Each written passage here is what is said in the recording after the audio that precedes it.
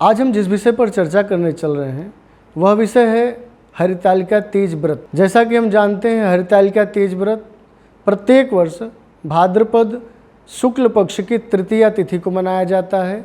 इस दिन हमारे भारतवर्ष की माताएं बहनें अधिकाधिक मात्रा में, अधिकाधिक संख्या में व्रत रहा करती हैं। वो भी व्रत निराजल व्रत रहती हैं, दिन भर कुछ भी भोजन जल इत्यादि नहीं ग्रहण करती हैं।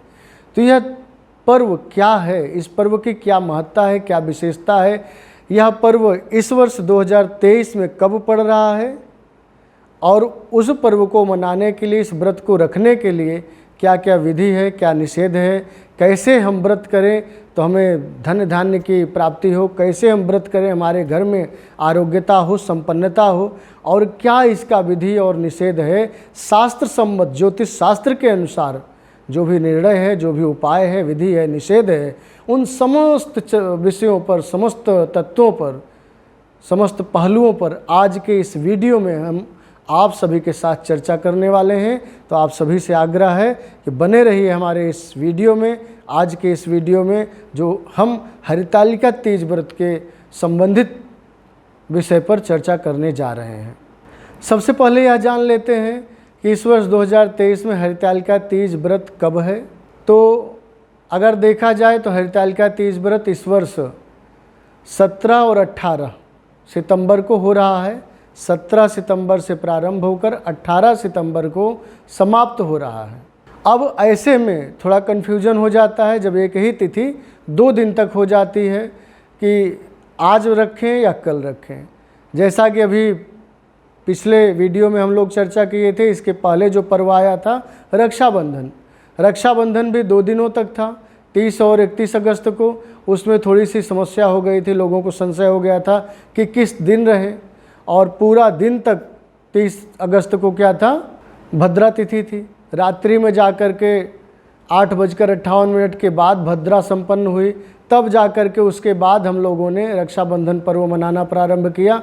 लेकिन बहुत सारी समस्याएं, संशय लोगों के मन में थी, और इस पर्व को लेकर के, हरितालिका तीज पर्व को लेकर के भी लोगों के मन में संशय है। बहुत सारी माताओं का मेरे पास फ़ोन या व्हाट्सएप आया था कि इस वर्ष कब है, क्योंकि इस वर्ष भी 2 दिन दिख रहा है, 17 को भी दिख रहा है और 18 को भी ये व्रत दिख रहा है। देखिए, थोड़ी सी समस्या हो जाती है ज्योतिष शास्त्र का ज्ञान ना होने के कारण, क्योंकि ज्योतिष शास्त्र और रेलवे टाइम, रेलवे जो समय है, इसमें थोड़ा सा अंतर है। जो रेलवे का मानक है उसके दिन में और ज्योतिष के दिन में थोड़ा सा अंतर है। वो समझ लेंगे तो हम पूरे व्रत को, पूरे पर्व को अच्छी तरह से समझ पाएंगे कि हमें किस अनुसार व्रत पर्व का निर्धारण करना चाहिए। रेलवे में समय चेंज होता है, रेलवे समय के अनुसार रात्रि 12 बजे के बाद नए दिन का प्रारंभ होता है, नए तिथि या नए दिनांक का प्रारंभ होता है। लेकिन ज्योतिष शास्त्र में ऐसा नहीं। ज्योतिष शास्त्र सूर्योदय से सूर्योदय तक चलता है। सूर्योदय काल में जितने बजे सूर्योदय हुआ है, वहाँ से लेकर अगले दिन के सूर्योदय तक एक ही तिथि, एक ही नक्षत्र को विशेष रूप से माना जाता है, क्योंकि जो सूर्योदय काल में तिथि नक्षत्रवार है उसी को प्रमुखता दी जाती है। बीच में यदि तिथि नक्षत्र चेंज भी होता है तो हम सूर्योदय कालिक नक्षत्र को भूलते नहीं हैं। किसी भी संकल्प इत्यादि में पहले हम सूर्योदय कालिक नक्षत्र का वर्णन करते हैं, उसके बाद ही किसी दूसरे नक्षत्र, तिथि, करण, योग इत्यादि का वर्णन हम करते हैं। तो उस अनुसार देखिए, इस वर्ष 17 और 18 सितंबर को जैसा कि हम देख रहे हैं कि तृतीया तिथि पड़ रही है, लेकिन 17 को यदि देखिए तो तृतीया तिथि सूर्योदय काल में नहीं है। 17 को कब है, 9:32 पे, 9:31 को द्वितीया तिथि है, और 9:32 से 17 सितंबर को तृतीया तिथि प्रारंभ हो रही, जो कि सूर्योदय काल में नहीं है। तो इसके अनुसार यदि सूर्योदय कालिक तिथि के अनुसार देख रहे हैं तो 17 तारीख अपने आप खत्म, उसमें हमको नहीं मनाना है। अब आ जाइए 18 तारीख को, 18 सितंबर को। 18 सितंबर को प्रातःकाल 10:27 तक तृतीया तिथि है। प्रातःकाल 10:27 तक कब से प्रारंभ हो रही है तृतीया? 17 को 9:32 से 18 को प्रातःकाल 10:27 तक।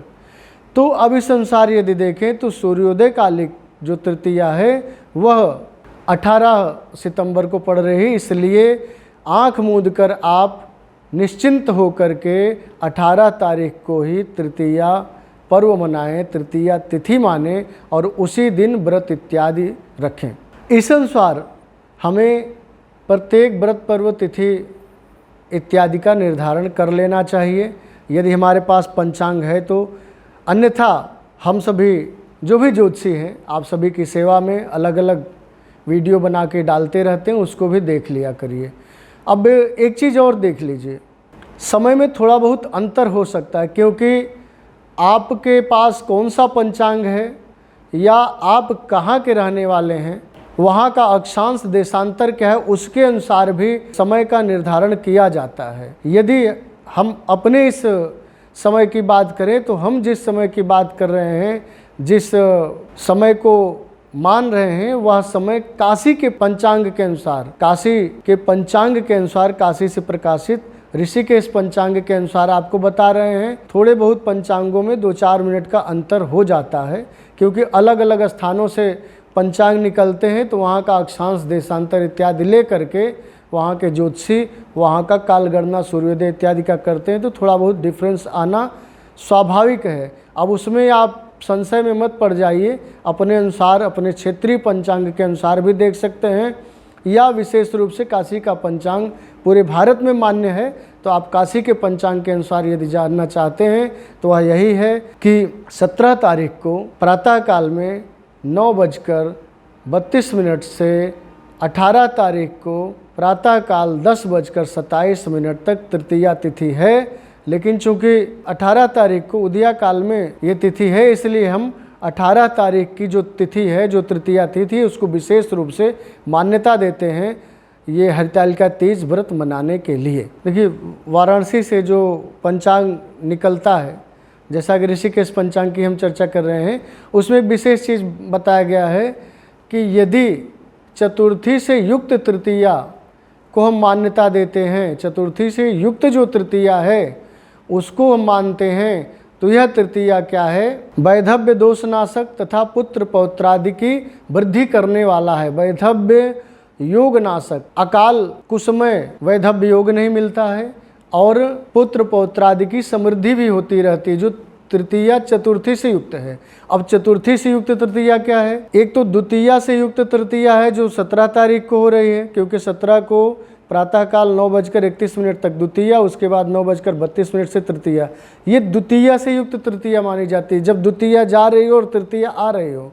उसी तरह से तृतीया जा रही तो चतुर्थी आ रही है, ये चतुर्थी से युक्त तृतीया मानी जाती है और इसको विशेष रूप से मान्यता दी जाती है काशी इत्यादि के पंचांगों में। और ये मान्यता है कि इस तिथि को यदि व्रत माताएं रहती हैं तो ये वैधव्य दोष का भी नाशक होता है, साथ ही साथ पुत्र पौत्रादि की वृद्धि भी करता है। इसलिए चतुर्थी से युक्त तृतीया अगर हम देखें तो वो भी 18 सितंबर को ही है। इसलिए संशय को छोड़ दीजिए कि आपको 17 सितंबर को तृतीया पर्व मनाना है या तृतीया व्रत रहना है, तृतीया हरितालिका तीज व्रत रहना है। ठीक है, इसको मन से हटा दीजिए। सिर्फ और सिर्फ ये मान लीजिए कि 18 सितंबर को ही आपको यह पर्व मनाना है, यह व्रत रहना है।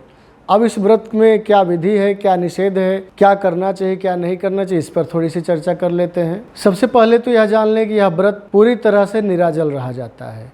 जल का भी पान इस व्रत में नहीं किया जाता है। पूरे दिन और पूरे रात्रि जल का पान नहीं किया जाता है, साथ ही कुछ अन्न इत्यादि भी ग्रहण नहीं किया जाता है। लेकिन यह नियम गर्भवती माताओं के लिए नहीं है, जो रोगी हैं, जो किसी विशेष रोग से ग्रसित हैं, उनके लिए नहीं है। यदि वो माताएं जो गर्भवती हैं या किसी विशेष रोग से ग्रसित हैं, उनके लिए विपत्ति काले मर्यादा नास्ति यह सूत्र लागू होता है और वो जल इत्यादि का ग्रहण भी कर सकते हैं। यदि उपयुक्त हो तो कुछ फलाहार भी ले सकते हैं, यदि दिन भर खाली पेट न रह सकें तो।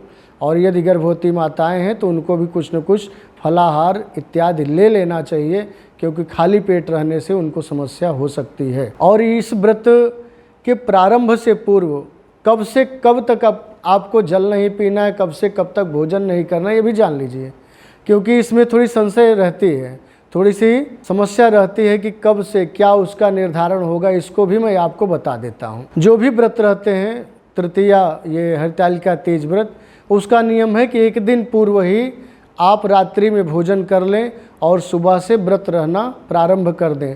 सुबह से आपको कुछ भी नहीं खाना है।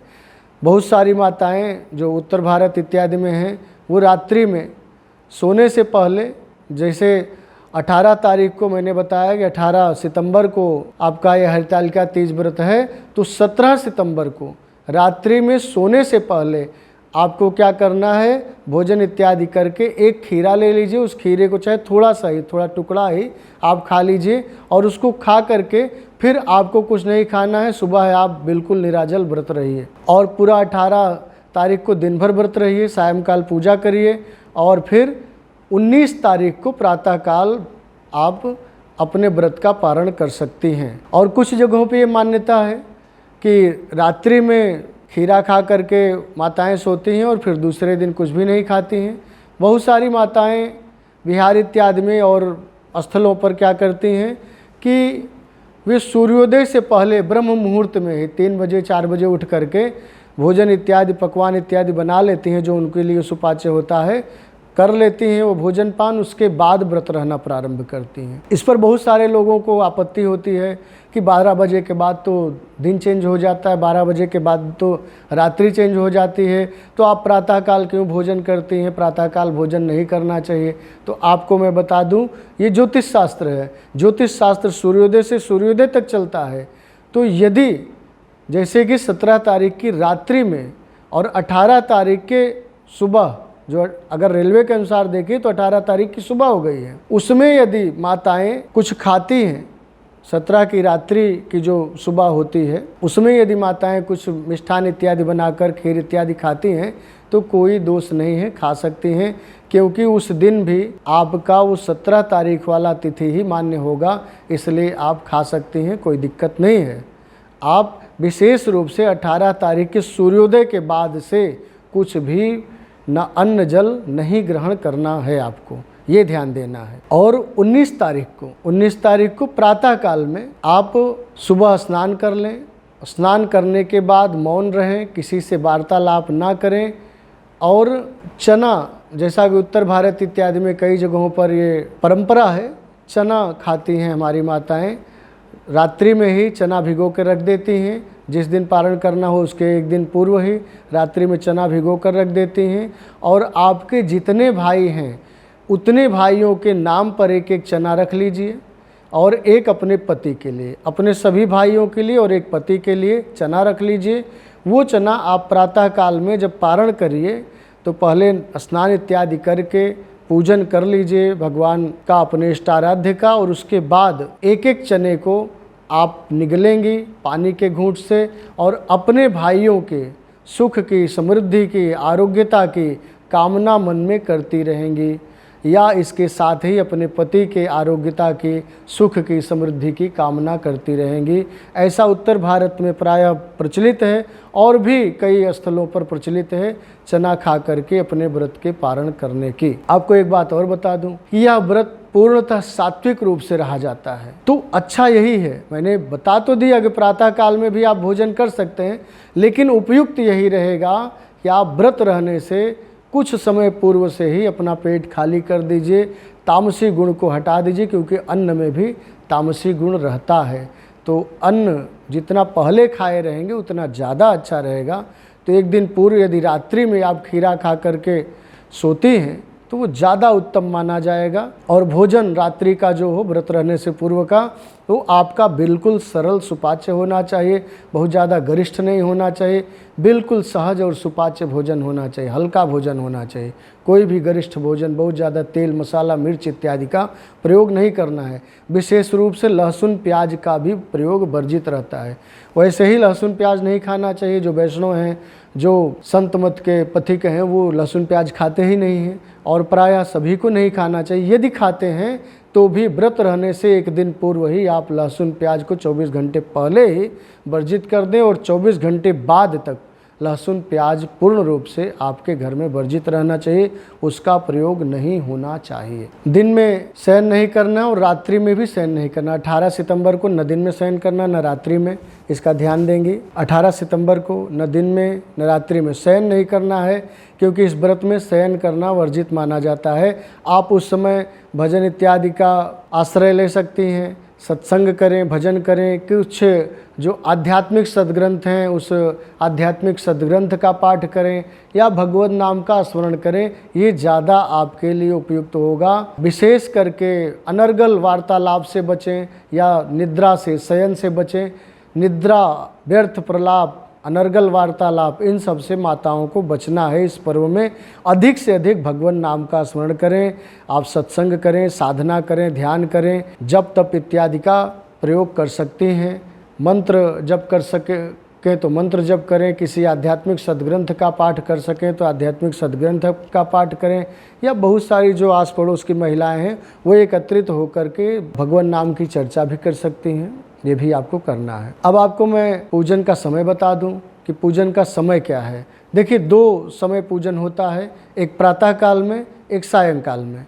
दोनों समय पूजन होता है। प्रायः हमारी जो बहनें हैं, बहुत सारी बहनें सर्विस इत्यादि करती हैं, वे सर्विस में रहती हैं, तो रात्रि में लेट नाइट आती हैं। और चूँकि इस का जो समय होता है पूजन का, वो प्रदोष काल माना गया है उपयुक्त पूजन का समय, जो कि सूर्यास्त से 45 मिनट पूर्व से लेकर 45 मिनट पश्चात तक प्रदोष काल माना जाता है। सूर्यास्त से 45 मिनट पूर्व से 45 मिनट पश्चात तक प्रदोष काल माना जाता है। और इस अनुसार यदि देखिए तो 18 तारीख को सूर्यास्त हो रहा है सायंकाल में 6:04 पर। सायंकाल में 6:04 पर सूर्यास्त हो रहा है 18 सितंबर को। अब उसमें यदि 45 मिनट पूर्व हम देखेंगे तो 5 सायंकाल में 5:19 से आपका प्रदोष काल प्रारंभ हो जा रहा है, क्योंकि सूर्यास्त से 45 मिनट पूर्व आप देखेंगे तो 5:19 से आपका प्रदोष काल प्रारंभ हो जा रहा है। और 6:04 पर सूर्यास्त है तो उसमें आप 45 मिनट और आगे बढ़ा दें सूर्यास्त के पश्चात, तो 6:49 तक, 6:49 तक प्रदोष काल है। तो इस अनुसार यदि देखेंगे तो सायंकाल में 5:19 से 6:49 तक प्रदोष काल है। और इस काल में, इस समय में पूजन करना सबसे उत्तम माना जाता है, सबसे उत्तम रहेगा। अब कुछ हमारी बहनें जो प्रातः काल में पूजन करना चाहती हैं, जो सर्विस इत्यादि में रहती हैं, उनके लिए बता दूं, प्रातः काल में 6:07 से, प्रातःकाल 6:07 से 8:34 तक शुभ मुहूर्त है। आप इस समय भी 18 सितंबर को पूजन कर सकती हैं, जो सर्विस इत्यादि में रहती हैं, या कहीं कहीं प्रचलन है दोनों समय, प्रातः और सायं दोनों समय पूजन करने का, तो आपके लिए भी यह समय नोट कर लेंगी। प्रातः काल में 6:07 से 8:34 तक पूजन का उपयुक्त समय है। और सायंकाल में, जैसा कि मैंने प्रदोष काल बतलाया कि सायंकाल 5:19 से 6:49 तक प्रदोष काल है, इस समय में भी आप पूजन कर सकती हैं, या इसके बाद भी कुछ समय तक पूजन किया जा सकता है, उसको भी मैं आपको बता दूं। 6:33 से 8:51 तक, सायंकाल में 6:33 से 8:51 तक भी पूजन किया जा सकता है, लेकिन ज़्यादा उपयुक्त समय रहेगा आपके लिए प्रदोष काल। प्रदोष काल चूँकि शंकर भगवान के लिए किया जाता है, देवाधिदेव महादेव के लिए किया जाता है, माता पार्वती के लिए किया जाता है, तो देवाधिदेव महादेव को प्रसन्न करने का एक ही उपयुक्त समय है, वह उपयुक्त समय है प्रदोष काल। प्रदोष काल में जो भी पूजन करते हैं उससे देवाधिदेव महादेव प्रसन्न होते हैं, ऐसी हमारी प्राचीन मान्यता रही है। तो उपयुक्त समय आपके लिए प्रदोष काल ही रहेगा। इसी समय में आप पूजन इत्यादि करेंगी तो ज़्यादा फलीभूत होगा, इसमें कोई संदेह नहीं है। जैसा कि हमने चर्चा किया है कि यह व्रत जो विवाहित माताएं हैं वो भी रह सकती हैं, या जो अविवाहित कन्याएं हैं वो भी यदि इस व्रत को रहना चाहती हैं तो इसमें कोई संदेह नहीं, वो भी रह सकती हैं।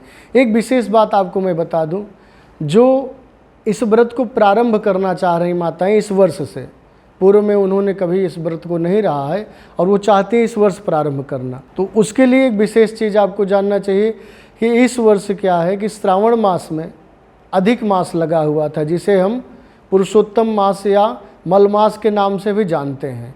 और जिस वर्ष अधिक मास लगता है या मल मास लगता है, उस वर्ष कोई भी व्रत पर्व इत्यादि नहीं प्रारंभ किया जाता है, प्रारंभ नहीं करना चाहिए। जो पूर्व से करती आ रही हैं वो करती आएँ, लेकिन जो इस वर्ष से प्रारंभ करना चाह रहे हैं उनके लिए मैं बताना चाहूँगा कि इस वर्ष आप यह व्रत नहीं प्रारंभ करेंगे।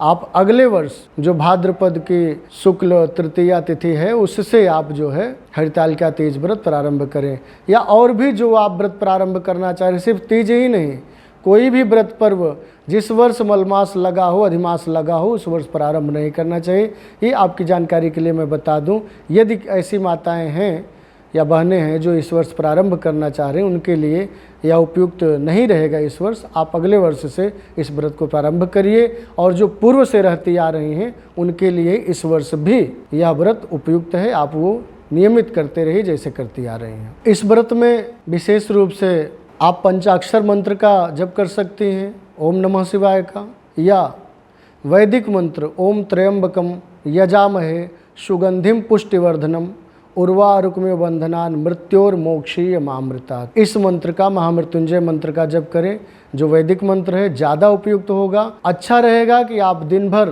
कोई भी आध्यात्मिक ग्रंथ पढ़ें, अथवा यदि ग्रंथ का पारायण नहीं कर रहे हैं, आपके पास खाली समय है, तो सोने से, शयन करने से अच्छा रहेगा कि आप इन दोनों मंत्रों में किसी मंत्र का आप प्रयोग करें, अथवा कोई भी आध्यात्मिक सद्ग्रंथ का आप पाठ करें। मुझे लगता है कि इस व्रत से संबंधित समस्त पहलुओं पर हमने चर्चा कर लिया है।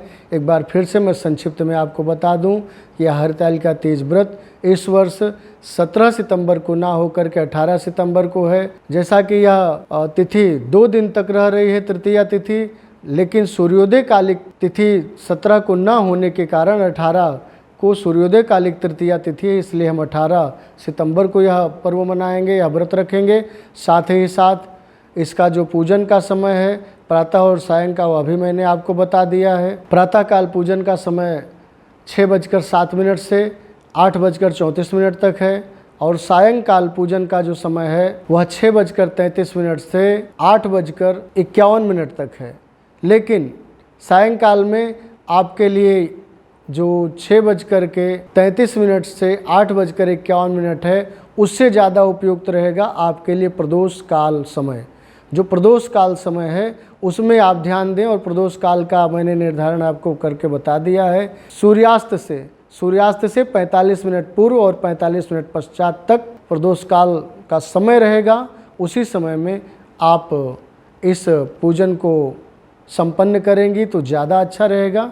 प्रदोष काल का ध्यान रखते हुए आप इसका पालन करें। साथ ही साथ व्रत रहने से एक दिन पूर्व आपको सुपाच्य और सुग्राह्य भोजन ले लेना है। लहसुन प्याज इत्यादि को छोड़ देना है, खीरा इत्यादि को ले लीजिए, और उसके पश्चात रात्रि में विश्राम करिए और सुबह उठिए तो सुबह से आप जो है कोई भी अन्न जल ग्रहण नहीं करेंगे। जो गर्भवती हैं या जो बीमार हैं वे भी माताएं भोजन नहीं लेंगी, जल ले सकती हैं, और भोजन के स्थान पर आप कोई न कोई फलहार इत्यादि कर सकती हैं, फल इत्यादि का सेवन कर सकती हैं, इसमें कोई संदेह नहीं है। समस्त विषयों पर हमने चर्चा कर लिया है। तीज के इस विशेष पर्व पर मुझे नहीं लगता कि कोई भी बिंदु छूटा है, और मेरा प्रयास रहता है कि कोई भी वीडियो बनाऊं पर्व इत्यादि पर, कोई भी वीडियो बनाऊं पर्व इत्यादि पर, तो उसका संपूर्ण भाग आपके सामने रखूं, कोई भी भाग छूटे नहीं, कोई भी अंश छूटे नहीं। इसलिए वीडियो थोड़ा सा लंबा ज़रूर हो जाता है, लेकिन प्रयास रहता है कि आपको पूरी बातें, सारी बातें समझ में आ जाएं, फिर आपको अलग वीडियो देखने की ज़रूरत ना पड़े, फिर किसी अलग ज्योतिषी के पास जाने की ज़रूरत ना पड़े। इसलिए मेरी वीडियो थोड़ी सी लंबी ज़रूर होती है, लेकिन आप लोग ध्यान देंगे तो मेरी वीडियो में मैं कोशिश करता हूँ, जो मुझे अपने गुरुओं से, अपने मार्गदर्शकों से प्राप्त हुआ है, जिनके सानिध्य में मैंने ज्योतिष शास्त्र का अध्ययन किया है, मैं संपूर्ण बिंदुओं पर चर्चा करता हूँ, जिससे कि आपका कोई भी पक्ष छूटे नहीं, उस चर्चा में कि आपको संशय रह जाए और किसी ज्योतिषी के पास जाने की ज़रूरत पड़े या अलग अलग वीडियो आपको सर्च करने की ज़रूरत पड़े। तो आज के लिए इतना ही पर्याप्त समझते हैं। आशा करते हैं आप सभी को मेरा यह प्रयास अच्छा लगा होगा। और आपसे एक आग्रह जरूर करना चाहूँगा, जो भी माताएं बहनें हमारा चैनल सब्सक्राइब नहीं किए हैं, अध्यात्म प्रवाह के नाम से जो चैनल चलता है, जिस पे आपको सारे व्रत पर्व त्यौहार इत्यादि हम बताने की कोशिश करते हैं, और साथ ही साथ योग से संबंधित, वेद इत्यादि से संबंधित अन्य आध्यात्मिक सद्ग्रंथों के आधार पर विविध ज्ञान धाराओं को इसमें प्रवाहित करने की कोशिश करते हैं। तो हमारे इस चैनल अध्यात्म प्रवाह को आप सभी ज़रूर सब्सक्राइब करिएगा, जिन लोगों ने सब्सक्राइब नहीं किया है, और अधिक से अधिक लोगों तक शेयर करिएगा ताकि और लोगों के भी संशयों का निवारण हो सके।